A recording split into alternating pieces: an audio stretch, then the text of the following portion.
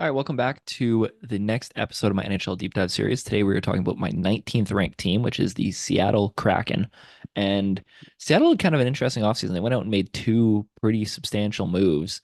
But other than that, they really kind of had I guess, a quiet offseason. There wasn't a whole lot of stuff going on outside of those two big moves that they made this summer. And they're kind of a team that's in a bit of no man's land in terms of direction, I guess. Obviously they have some solid young pieces, like in their core already, and that are going to come up this season. But they're kind of in a weird spot because they're not like in a full rebuild, but they're also not good enough to be like a solid contender. So this season, obviously they went out, they were aggressive, they made some pretty big additions, but I'm interested to see where this team decides to go from here. And in saying that, let's jump into their offseason moves and we can kind of discuss that a little bit. So starting off with the forward group, they add Chandler Stevenson with a massive contract, and they lose Tatar, Belmar, Shore, and Yamamoto. I have this group as slightly downgraded simply because of the quantity of players that they lost. I mean, they lost four NHL caliber forwards and they replaced them with one. Now I think like somebody like a Shane Wright gets an opportunity to play this season, but he's somebody that's in the system already, so he doesn't count as like an addition to the forward core. And although I think Chandler Stevenson is the best player of those like five that were interchanged this summer, I don't think he's good enough to make up for four players, right? Like Thomas Tatar is somebody that I really like and we'll talk about in a future video. Kyle Yamamoto again is a nice depth piece, and then Belmar and Shore is just kind of like guys, but you're still losing a lot of depth on this roster, that a roster that I don't think was that deep to begin with. And although I think Chandler Stevenson at the moment is the best player of that group, I don't know how long his trajectory, like how long he projects to be like a true second line center, let's say. And that's kind of where I have some concerns about like the long-term outlook of this team. And we'll get into that more with the forward core. But Chandler Stevenson, somebody who I think peaked later in his career, more specifically like in his last couple of years in Vegas. And I don't know if his style of play is conducive of somebody who's going to have like a long, successful career into like their mid to late 30s playing this kind of style of hockey that he does.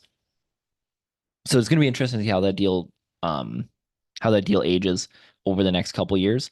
For now, I think he's solid in what they're going to ask him to do, but I don't know how effective he's going to be over the course of that entire deal.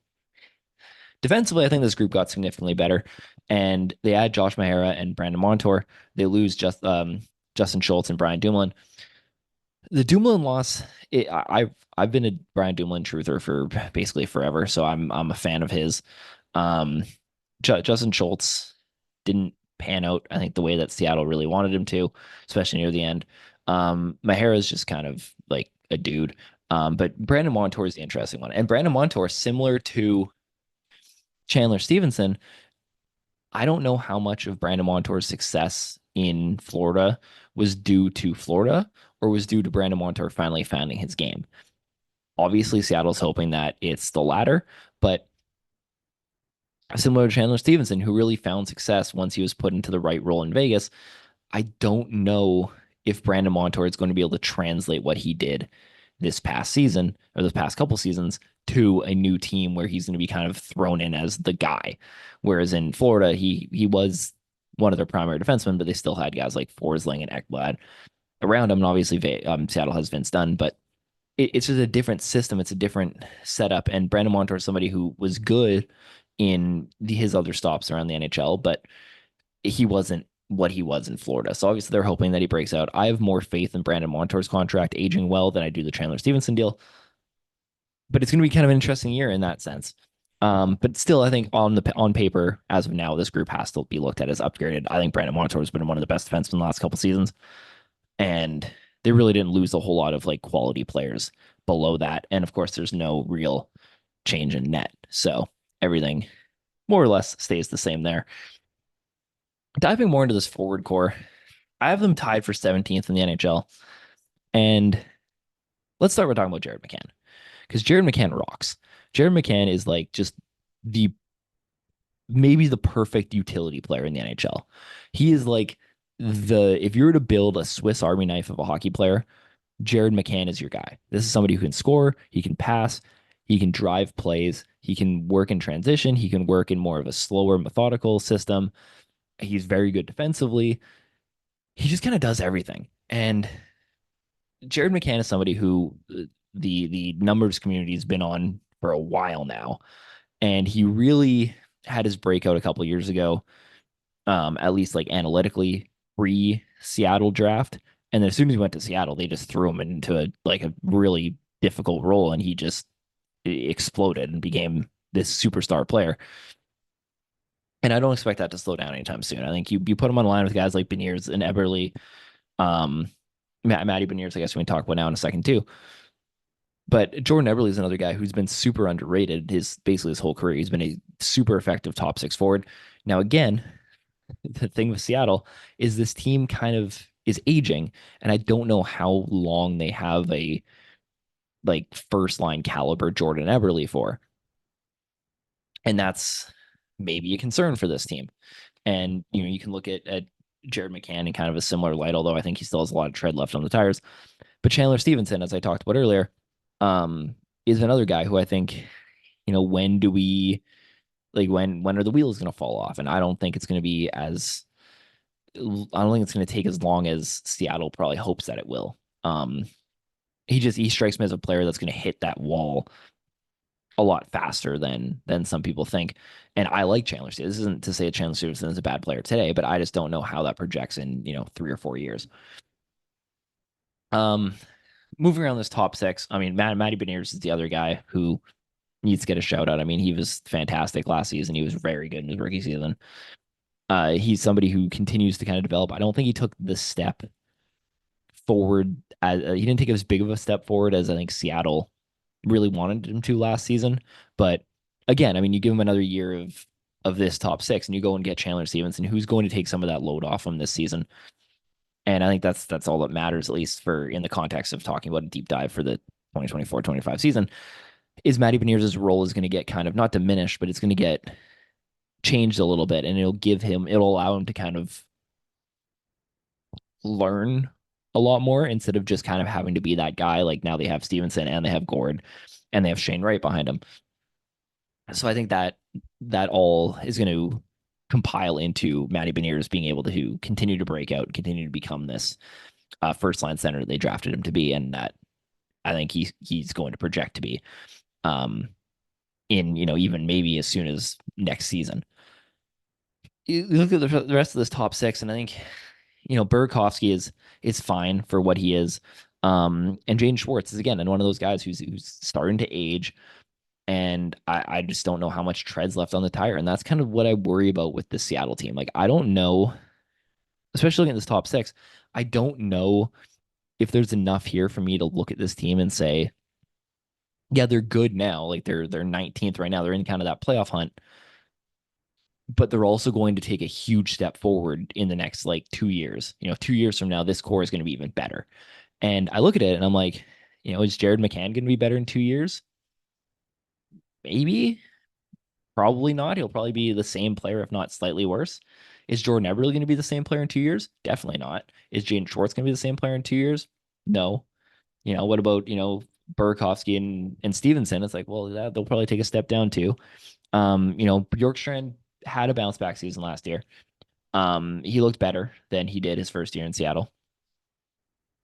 But again, I mean, like how much is he going to take a step up from where he is now? Like, no, this is kind of who he is at this point. And I really like Oliver Bergeron. This isn't to say any of these guys are bad. It's just to say that there's no room for improvement in any of these guys, right? Like James Schwartz is going to take another step at this point, right? Like he's not going to become a point a game player.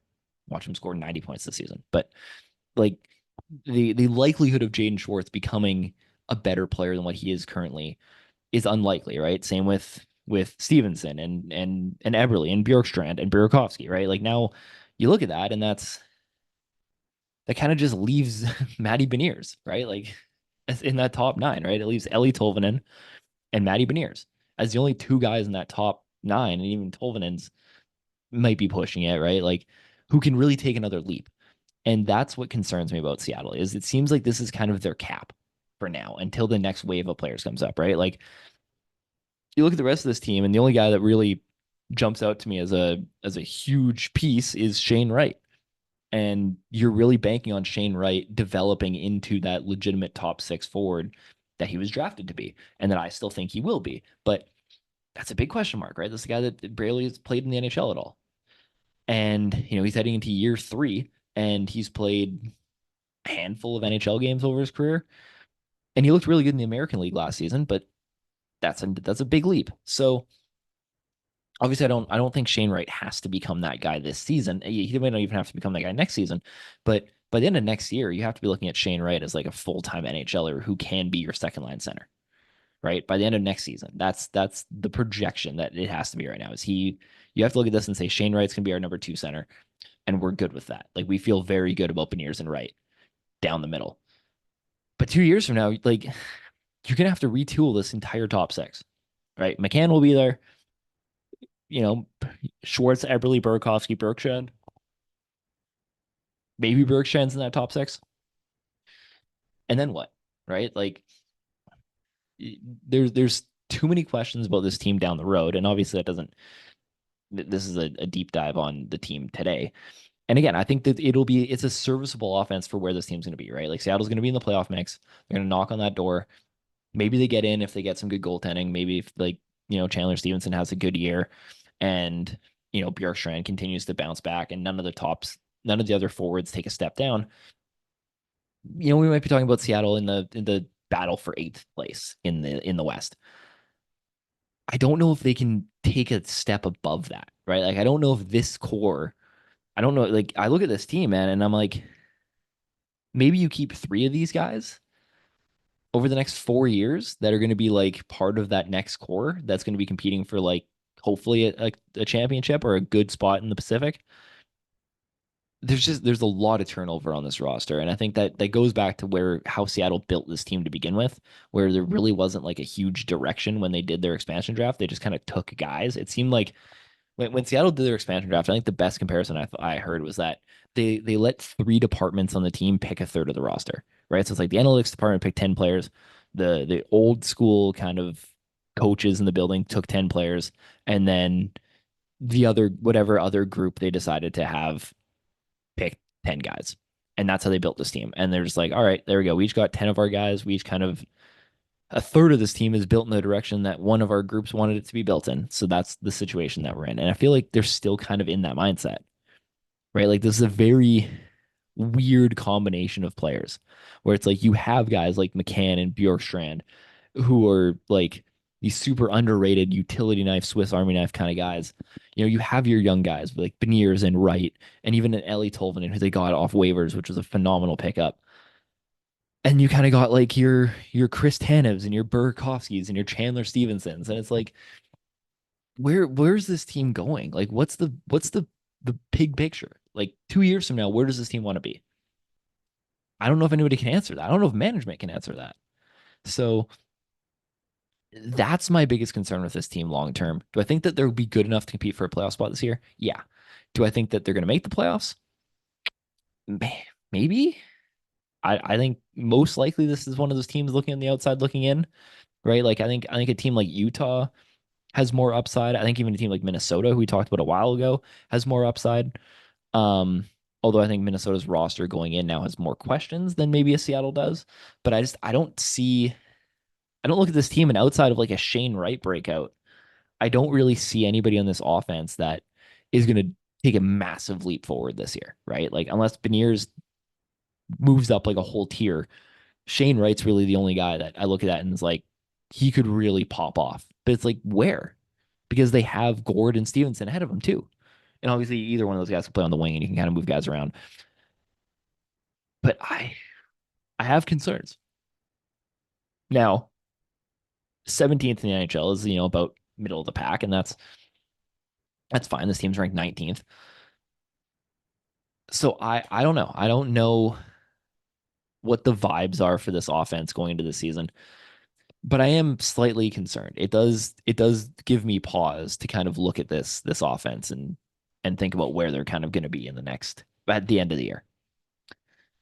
And I think that concern for a lack of direction extends to the blue line as well. And you look at Vince Dunn and Brandon Montour, both which I love. I love both these players. I love what they've done over the last couple of years. I've been a huge Vince Dunn guy for a while. Um, and I've been a pretty big Brandon Montour guy the last couple of years too. And I both have them in A minuses. So I feel similar about the quality of player that you're getting here. And it's really the two A minuses at the top of this blue line that are elevating them to the 12th to be tied for 12th, right? The rest of this blue line is pretty underwhelming, right? I mean, you got Adam Larson and Jamie Alexiak who are fine, and even Morgan as well. We're all C pluses, and you have Josh Mahara as a D, and there's not a whole lot behind that. So this is a blue line that yeah they're tied for 12th, but I think they're probably closer to like 17th too, right? Overall, it's just the fact that they have two guys who are A minuses that kind of elevate their overall score, and they're two guys I love, right? Like I love Vince Dunn. I've talked about Vince Dunn at length on my Instagram. Go check out my Instagram, NBA Hockey. It's linked in the bio or linked in the description. There's the plug for the video. And Brandon Montour, who like just came off a Stanley Cup win, being one of the best defensemen in the playoffs, on a team that just like was phenomenal. So, but again, below that, I mean, like, there's nobody on this blue line who, including Dunn and Montour, really, who I look at and I'm like, yeah, that's somebody's going to take a huge step this season, right? Like, it's just not there, right? Like, I look at this and I'm like, all right, Vince Dunn, could he potentially take a step up, like to be like an A player into that top like group of defensemen? Maybe, right? But I don't know if he has the offense, like the elite offense to do that. Same with Brandon Montour, right? Like I think both players are probably going to end the season at A minus as well. But you look around like the rest of this blue line, it's like Adam Larson. Is he going to get any better? Right? Jamie Alexiak, like, is he going to become? Is he going to add something to his game this summer? Right? Like Borgen and Mahara, same thing. So there's not a whole lot of like optimism for this blue line to improve based on who's on this roster. And that's the same concern I have with the forward core, right? Like, and now if we were talking about a team that was like ranked eighth in the NHL, then I'd be like, that's fine because they're a top eight team. They could, like you just got to be in that group and then you can win a cup, right? You got to hover around that top 6, 7 spot enough and get lucky. But for a team that I've ranked 19th, it's kind of a concern. It's a pretty big concern that there's not enough pop here. And I mean, we ripped me and Jack ripped the Red Wings apart for lacking direction. I think Seattle's worse in that case. I just think Seattle's a slightly better roster. But it's the same kind of thing, right? And even Detroit had more reasons to be optimistic about an improvement. And I don't see that here in Seattle. Again, do I think they can compete for a playoff spot this year? Yeah, for sure. Do I think they do any damage other than that? No, and I don't really see a next tier after, even if they do make the playoffs this year, right? Like I don't see a next step they take beyond that. And that continues under the blue line. And guess what? It continues on to the goaltending too. Um, Joey Decord had a fantastic season last year. He was kind of thrown into the fire and he succeeded. Good for him. The big question is, can he do it again? Right? Did he catch lightning in a bottle last season, or is he actually like a starting goalie in the NHL? Philip Gruber, on the other hand, did take a step up, and I expected that. I didn't expect him to be the worst goalie in the NHL for like another season. But again, like, can Philip Grubauer kind of figure it out, and can he get back to being a competent starter? That's kind of the big question, right? Like, this team's 25th in the NHL in net, and it doesn't fill me with a ton of confidence that either of these guys are going to be able to like turn it on. Now, goalies are weird, and Joey Decord it showed enough promise last season that I'm willing to give him the benefit of the doubt. And Phil Grubauer has bounced back since his first year in Seattle, where he was just awful. So they are improving, but this is a goaltending team that's really going to have to be the group that takes the step, right? Like, if this team's going to make a splash this season, the forward core isn't going to get anybody suddenly going crazy, right? Like, it's unlikely. The defense is even less likely to have anybody pop off and go insane. The goalie tandem is really where I could see that happening. Because again, Decor took a big step last season. Grubauer's gotten better every year he's been in Seattle. That needs to continue, right? Like Decor needs to continue to improve off of last season, which is possible. I mean, goalies are weird, right? Like there's a chance that neither of these guys turn into anything. So